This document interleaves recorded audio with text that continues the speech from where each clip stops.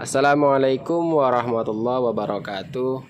Perkenalkan, nama saya Jody Wiranto dan rekan saya Amal. Untuk ini kami akan menjelaskan apa itu kaidah ad-dararu yuzalu. Kami dari kelompok 4. Simak penjelasannya.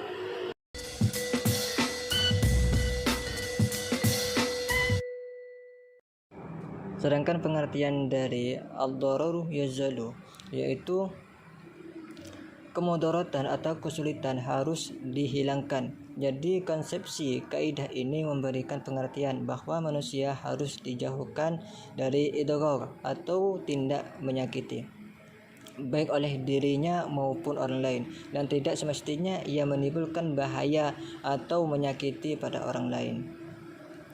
Sedangkan sumber dari Al-Quran dari lafaz ad-dararu yuzalu ini dalam surah Al-A'raf ayat 56 yang berbunyi, Bismillahirrahmanirrahim, wala tufsidu fil ardi ba'da islahiha wad'uhu khawfan wa tama'a innallaha rahmatullahi qaribum minal muhsinin, yang artinya, dan janganlah kamu berbuat kerusakan di bumi setelah diciptakan dengan baik, berdoalah kepadanya dengan rasa takut dan penuh harap, sesungguhnya rahmat Allah sangat dekat kepada orang yang berbuat kebaikan. Sedangkan cabang dari kaidah ad-dararu yuzalu yang pertama yaitu ad-daruratu tubihul mahdurat, yang artinya kondisi darurat memperbolehkan sesuatu yang semula dilarang. Sedangkan contoh dari kaidah pertama ini adalah seseorang di hutan.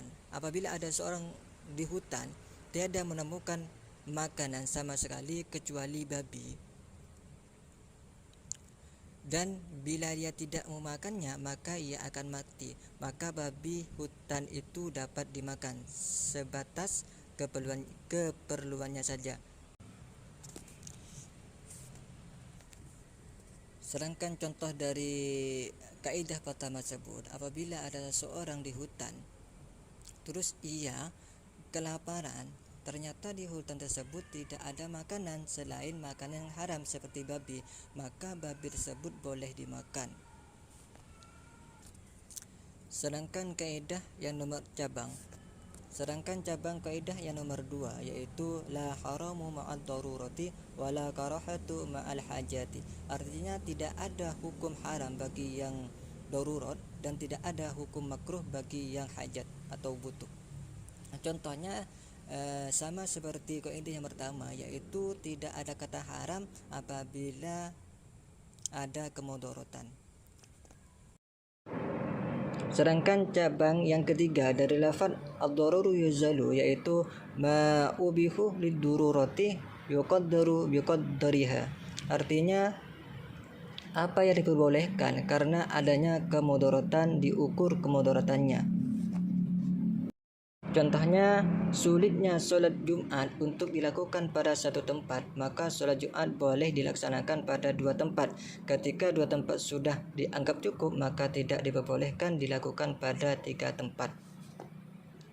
Dasarnya dalam satu kampung itu tidak boleh membuat dua masjid kecuali ia tidak muat.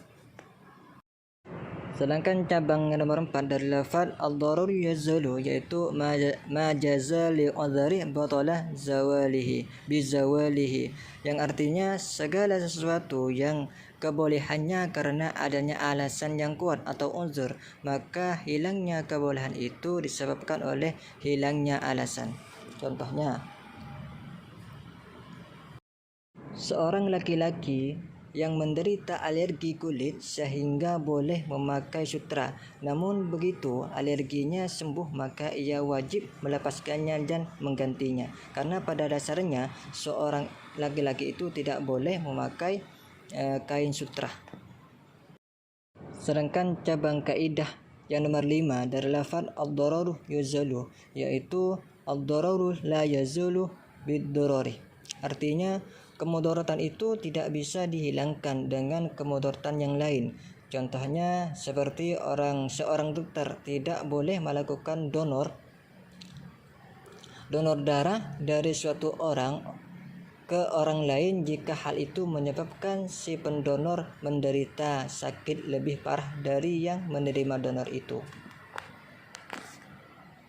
Untuk penjelasan selanjutnya akan dijelaskan oleh saudara Jody Wiranto. Kepada Jody Wiranto, persilahkan. Baiklah, saya akan menjelaskan kaidah yang selanjutnya, yaitu kaidah darul mufasidil aula min jalbil mufsalihi, yang artinya mencegah bahaya itu lebih utama daripada menarik datangnya kebaikan. Di sini saya ambil contoh dalam sholat Jumat berjamaah dalam keadaan sakit.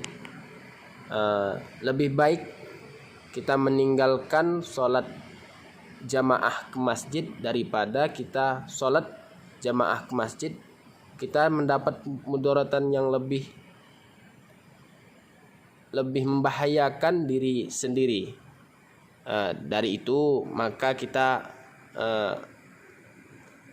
mencegah dari datangnya kebaikan untuk sholat di rumah saja atau sholat sendiri.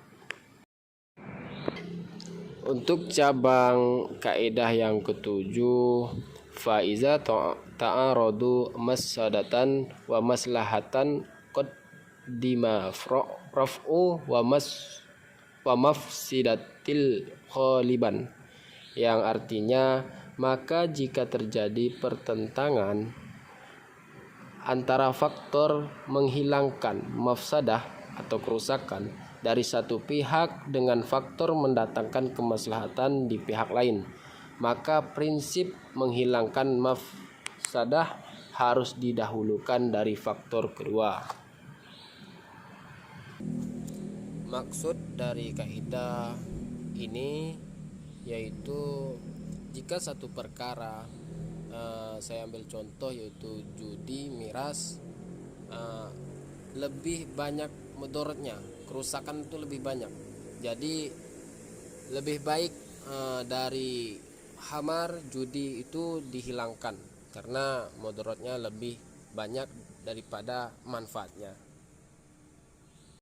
Untuk kaidah yang selanjutnya yaitu idza ta'aradal mufsidatani ru'iyya a'damuhuma dararan bir kitabi akhifihimma, yang artinya jika ada dua kemudaratan yang bertentangan maka diambil kemudaratan yang paling ringan.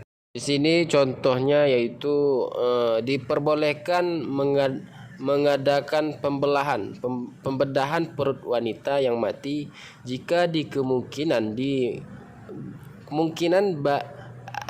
yang ada di dalam perut wanita yang mati itu ada bayi yang di kandungannya masih hidup dan bisa dapat diselamatkan.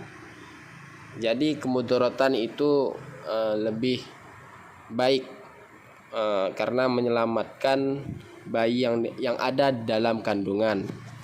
Untuk kaidah selanjutnya yaitu al-hajatu tanzila manzilatad daruruti amatan kanat au khosatan. Jadi artinya kebutuhan itu terkadang disertakan dengan kondisi darurat, baik kebutuhan umum ataupun kebutuhan khusus. Di sini dalam perkaranya, jika seorang guru melihat muridnya seorang perempuan itu secara kebutuhan atau tidak mengajar, itu haram. Kalau dalam mengajar itu dihalalkan. Saya ambil contoh yang lain yang lebih khusus dalam perkara atau dalam kebutuhan